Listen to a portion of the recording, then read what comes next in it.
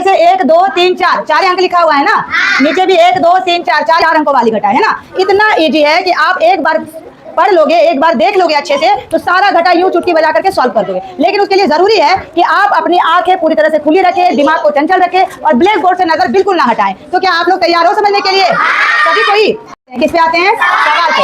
आप लोगों को क्या ध्यान देना है, ये ऊपर वाली और नीचे वाली संख्या को देखना है। यदि ऊपर वाली संख्या बड़ी है तो आपको उधार लेने की जरूरत नहीं है, लेकिन यदि नीचे वाली संख्या बड़ी हो जाती है तब बेचारे ऊपर वाली संख्या को अपने पड़ोसी से उधार लेने की जरूरत पड़ती है। अब आप लोग हमें बताइए, देखें कि समझे कि नहीं। यहाँ कितना है बेटा और यहाँ कितना है?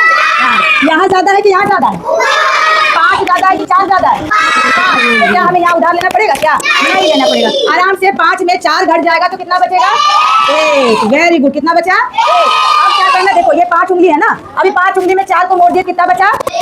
1 लिख दिए ना। अब यहाँ पे कितना है? 8 और यहाँ कितना है? 9।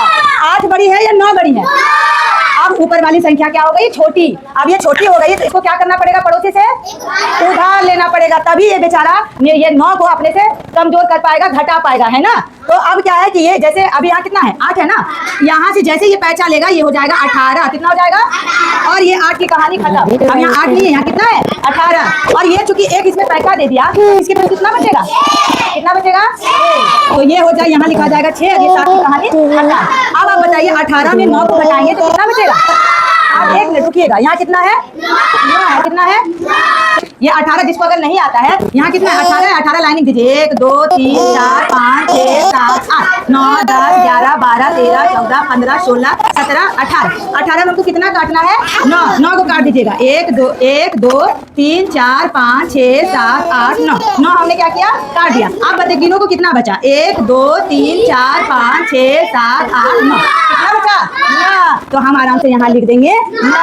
और झगड़े में ऊपर वाली संख्या जीत गई। हमेशा ऊपर वाले संख्या में और नीचे वाले संख्या में झगड़ा चलता है, और ये झगड़ा में ऊपर वाला संख्या हमेशा जीतना चाहता है और जीत जाता है। या तो वो अपनी ताकत से जीतेगा या पड़ोसी से मदद लेके जीतेगा, लेकिन वो ऊपर वाला जीत जाएगा और नीचे वाला को हरा देगा। ठीक है, ध्यान है ना। जैसे देखो यहाँ 5 था, यहाँ 4 था, तो जीत गया ना।